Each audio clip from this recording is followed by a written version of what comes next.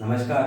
हमारे इंडिया में जो राज शमानी और विजय माल्या की पॉडकास्ट के बाद शायद हम इंडियंस के लिए और हमारे मिडिल क्लास लोगों के लिए सबसे बड़ा पॉडकास्ट रहा है निखिल कामत और एलोन मस्क का। ये बड़ा इसलिए भी है क्योंकि निखिल कामत हमारे इंडिया की यंगेस्ट बिलियनियर है, जिनकी कंपनी बिना किसी फंडिंग के आज बिलियंस में चली गई है, और एलोन मस्क इस धरती पे सबसे ज़्यादा पैसे कमाने वाले इंसान है। इस पॉडकास्ट को हो सकता है कुछ लोगों ने देखा, कुछ लोगों ने नहीं देखा, क्योंकि सीधी सी बात है 2-3 घंटे का पॉडकास्ट है और अमूमन हम इंडियंस इतने वीडियो को इतने लंबे समय तक देखते नहीं हैं। लेकिन फिर भी हम यहाँ पर इस पॉडकास्ट को समराइज करना चाहते हैं। जितना हमने सीखा, जितना हमने इस पॉडकास्ट को देख के कुछ इंसाइट निकालने की कोशिश की है, जो आज हमारे जैसे यंगर लोगों के लिए और हमारी जो मिडिल क्लास इकोनॉमी है, मिडिल क्लास के लोगों के लिए बहुत इंपॉर्टेंट है।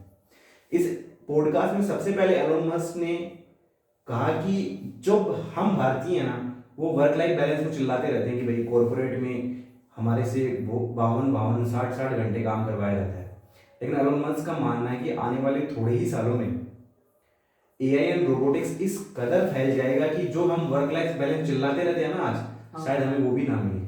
तो आपका क्या कहना है कि क्या एआई और रोबोटिक्स हम इंसानों की आगे जगह ले सकता है? कुछ फील्ड में ले सकता है, कुछ में नहीं ले सकता। तो इसमें आप क्या मतलब अपना पॉइंट ऑफ व्यू रखना चाहेंगे दर्शकों के सामने, या जो भी हमें देख रहे हैं? मैं अपना पॉइंट ऑफ व्यू रखना चाहूंगा कि मतलब जो कंप्यूटर्स हाँ, कंप्यूटर कंप्यूटर्स की फील्ड जगह ले सकता है, मतलब फील्ड की जगह ले सकता है ना। बिल्कुल। और जैसे हमारे मतलब आम जीवन में जो काम है, जैसे किसान लोग हैं, हाँ उन उन भाई, उन हाँ वो मतलब इंडिया में हो सकता है आने वाले 50-60 साल 100 साल बाद हो, लेकिन अभी तो शायद पॉसिबल नहीं है ना पॉसिबल नहीं है, कि लेकिन किसान वो खेती में भी हाँ, रोबोट काम करे, क्योंकि चाइना वगैरह देशों में होता है यहाँ खेती में रोबोट काम करते हैं, लेकिन शायद इंडिया में मुश्किल है।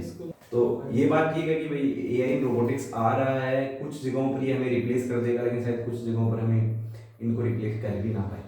और दूसरी, एलोन मस्क ने रिकॉग्नाइज किया, जो अमेरिका करता नहीं है बहुत बार, कि हम इंडियन के ब्रेन से अमेरिका ने बहुत फायदा उठाया है। हमारे आपको भी पता है कि सुंदर पिचाई जो गूगल के हेड है, वहाँ पे वो है। सत्य नडेला माइक्रोसॉफ्ट के सीईओ हैं, और पराग जो पहले ट्विटर के सीईओ थे, बाद में निकाला गया, वो भी इंडिया की थी। इसका मतलब ये तो है कि हमारे इंडिया में टैलेंट है, और हमारे टैलेंट की वजह से आज अमेरिका कहीं ना कहीं थोड़ा बहुत हमारी वजह से डेवलपमेंट हुआ है। हाँ हुआ है बिल्कुल। और एलोन मस्क ने कहा था, हाँ उन्होंने खुद ने माना है, उस वीडियो में माना है। तो आपको क्या लगता है हमारी गवर्नमेंट को ऐसा कुछ करना चाहिए क्योंकि जिससे हमारे इस टॉप एलीट माइंड है, इसको बाहर जाने से हम रोक सकें?